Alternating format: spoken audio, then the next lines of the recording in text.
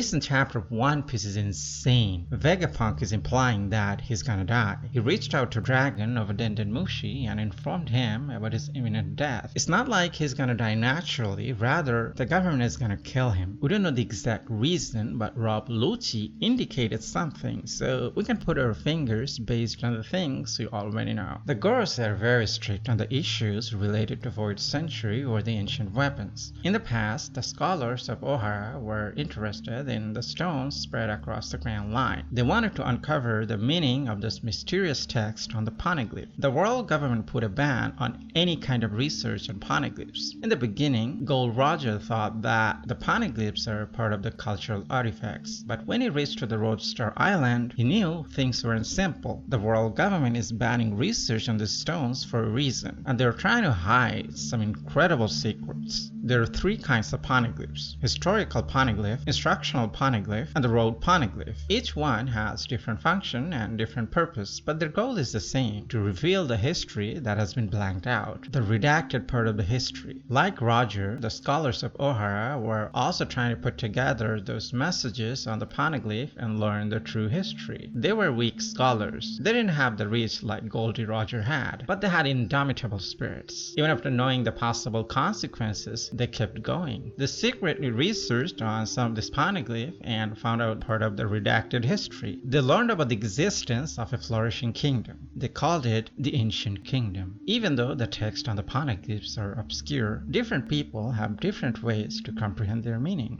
Roger had voice of all things. Pudding has a third eye. And the scholars of Ohara had archaeological approach. I think there is another approach that we didn't explore, and that is science. Well, archaeology is part of science, but we're talking about serious science here. The science of Dr. Vegapunk. The future science is 500 years ahead of the current technology and science. So I think Vegapunk also learned part of the redacted history. And by history, I mean technology. The technology of one of the ancient weapons. Well, you cannot learn the entire history unless you go to Laughdale, because the real poneglyph is on that island. I'm not sure if we should call it an island, but let's go with this for now. Actually, we didn't see any historical evidence in Lulusia Kingdom or the event transpired recently. All we saw, a massive floating ship destroyed the kingdom of Lulusia. Among the ancient weapons, only Pluton has the ability to obliterate any island. But the weapon we saw over Lulusia Kingdom serves the same purpose. What's going on here? We know there is a blueprint of Pluton. Rob Lucci is related to that event.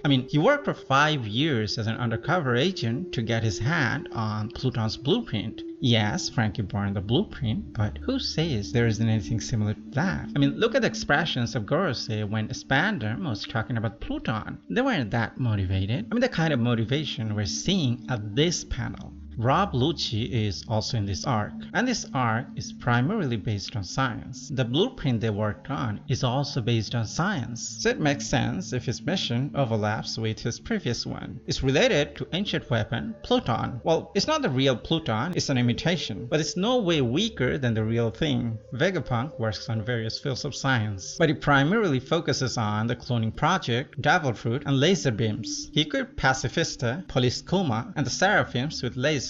We also saw Jewelry Bonnie picked up a laser beam sword from the junkyard. The weapon that destroyed Lulusia Kingdom shot 16 laser beams. But that doesn't mean it's related to ancient weapon Pluton, right? Well, not necessarily. Frankie had a blueprint of Pluton all along. When he built Sunny, he had equipped it with laser. So it cannot be a coincidence that Frankie just happened to know the laser technology. And it's before the time skip. So Frankie's knowledge of laser has nothing to do with Vegapunk. So it becomes clear that Frankie learned about laser from the blueprint of Pluton. But how did they destroy God Valley? It's a conundrum, isn't it? It's only an educated guess from my part, and that is Vegapunk didn't make this copy of Pluton. It was already there, but it wasn't functioning. After they used it on God Valley, it stopped functioning. Vegapunk researched on Admiral Kizaru's laser devil fruit, that is Pika Pika no Mi, and found a way to fix it. The copy of the Pluton. During the process, he learned something about the ancient kingdom and the purpose of original Pluton. He wanted Dragon to know about this weapon and also the objective of this weapon's inventor. Most probably, he also learned about the real purpose of the three ancient weapons. weapons. They're not weapons of mass destruction. They serve a greater purpose. What Imo did on Lucia Kingdom is the textbook example of weapon of mass destruction.